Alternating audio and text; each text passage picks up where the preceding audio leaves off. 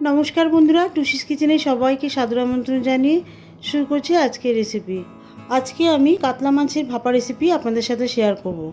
এর আগে আমি আমার চ্যানেলে ইলিশ মাছের ভাপা রেসিপি শেয়ার করেছি। আজকে কাতলা মাছ দিয়ে ভাপা রেসিপি শেয়ার করব। ইলিশ মাছের ভাপা যেমন খেতে খুবই সুন্দর লাগে, কাতলা মাছের ভাপাও তেমনি খুবই টেস্টি হয় খেতে। তবে এই রেসিপিটাতে কিছু উপকরণ আলাদা আলাদা দিতে হয়, যেটা ইলিশ মাছের ক্ষেত্রে লাগে না। আশা করি পুরো ভিডিওটা দেখলে বুঝতে পারবেন রেসিপিটা আমি কিভাবে করছি। তাহলে চলুন ভিডিওটা এবারে দেখে নিই রেসিপিটা আমি কিভাবে করছি।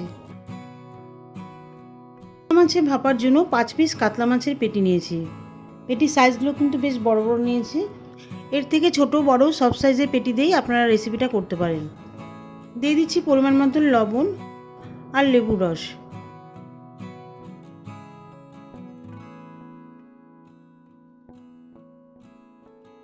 লবণ আর লেবুর রস দিয়ে মাছটাকে ভালো করে মাখিয়ে নেব। লেবুর রস দিচ্ছি কারণ এটা কাতলা মাছে একটা আস্তে আস্তে গন্ধ বেরোতে পারে। লেবুর রস দিলে সেই গন্ধটা থাকবে না। মাছের মধ্যে লেবুর খুব সুন্দর একটা ফ্লেভার আসবে, খেতেও ভালো লাগবে।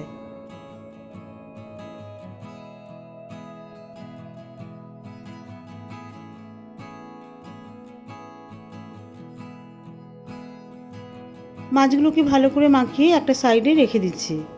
এবারে এই রেসিপির জন্য কিছু মশলা তৈরি করে নেব।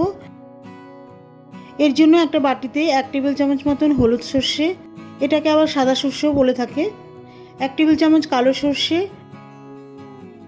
এর সাথে 1/2 টেবিল চামচ মতন পোস্ত দিয়ে দিচ্ছি। জল দিয়ে এটাকে 5 মিনিট ভিজিয়ে রাখার পরে বেটে নেব।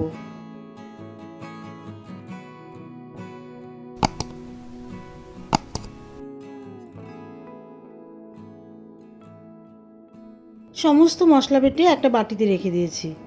এই মশলার মধ্যে আমি আরও কিছু মশলা অ্যাড করব। দিয়ে দিচ্ছি 1 চামচ মতন শুকনো লঙ্কার গুঁড়ো, এর সাথে 1 চামচ করে জিরে গুঁড়ো, ধনে গুঁড়ো দিয়ে দিচ্ছি। খুব সামান্য পরিমাণ হলুদ গুঁড়ো দিয়ে দিচ্ছি। বড় চামচে 3 চামচ টক দই দিয়ে দিচ্ছি।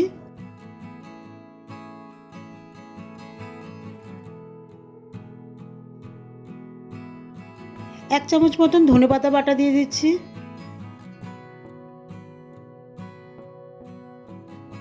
আবারও কয়েক ফোঁটা লেবুর রস দিয়ে দিচ্ছি সুন্দর একটা ফ্লেভারের জন্য। পরিমাণ মতন লবণ দিয়ে দিচ্ছি। সবশেষে পরিমাণ মতন সর্ষের তেল দিয়ে দিচ্ছি। বাটা মশলার বাটিতে সামান্য জল মিশিয়ে দিয়ে দিচ্ছি। সব উপকরণগুলি একসাথে নিয়ে নেওয়ার পরে মশলাটা ভালো করে মিশিয়ে দিতে হবে।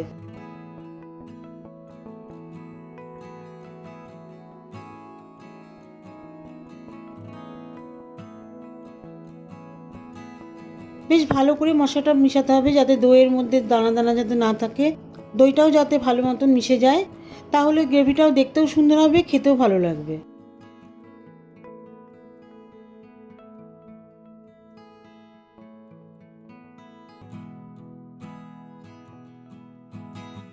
মশলার মিশ্রণটা তৈরি করে নিয়েছি।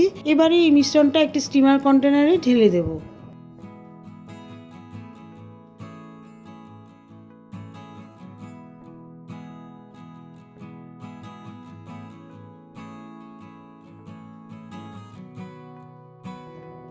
মশলার বাটিতে যে অতিরিক্ত মশলা আছে এর মধ্যে সামান্য পরিমাণে জল মিশিয়ে দিয়ে দেব।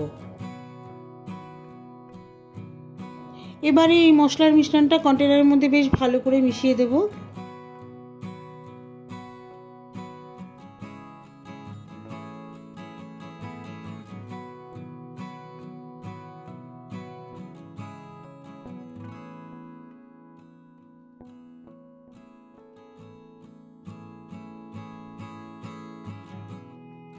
এরপর একটা একটা করে মাছ মশলার মধ্যে ভালো করে মিশিয়ে সুন্দর করে সাজিয়ে দেব।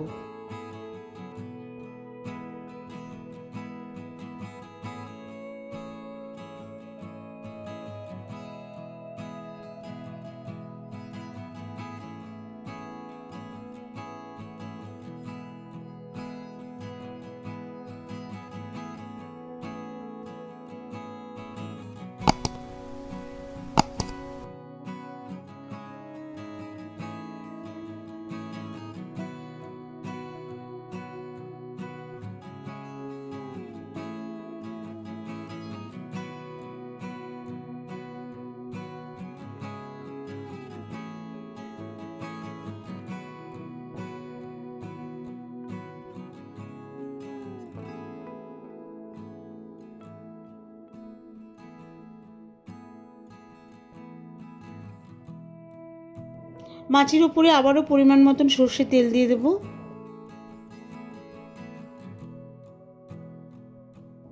সবশেষে 8টা চেরা কাঁচা লঙ্কা মাছের উপরে সাজিয়ে দেব।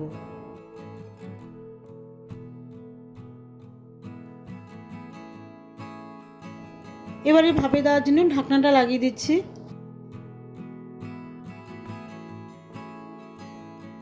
গ্যাসে একটি বড় কড়াই চাপিয়ে দিয়েছি, একটা স্টিলের স্ট্যান্ড বসিয়ে দিয়েছি। এবারে পর্যাপ্ত পরিমাণে জল দিয়ে দিচ্ছি।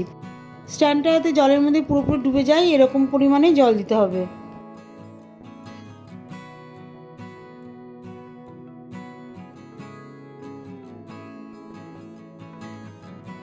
এখন স্টিমার কন্টেনারটা বসিয়ে দিয়ে গ্যাসটা অন করে দিয়েছি।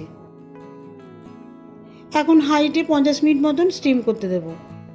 কাতলা মাছের ক্ষেত্রে একটু বেশি সময় লাগবে, যেহেতু এটা ইলিশ মাছের মতো অতটা নরম নয়, একটু শক্ত ধরনের আছে, সেই জন্য এটা ভাপা করতে একটু বেশি সময় লাগবে, তাহলে মাছটা পুরোপুরি ভেতরে সেদ্ধ হয়ে যাবে।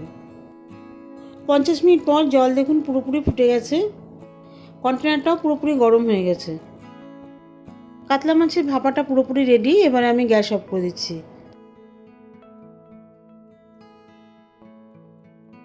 পাঁচ মিনিট পর সার্ভ করব। গরম গরম ভাতের সাথে খাবেন, অসাধারণ লাগবে। দেখা হবে পরবর্তী ভিডিওতে নতুন কোনো রেসিপি নিয়ে। ভালো থাকবেন, সুস্থ থাকবেন, আর আমার চ্যানেলটিকে অবশ্যই লাইক, কমেন্ট, সাবস্ক্রাইব ও শেয়ার করে আমার পাশে থাকবেন।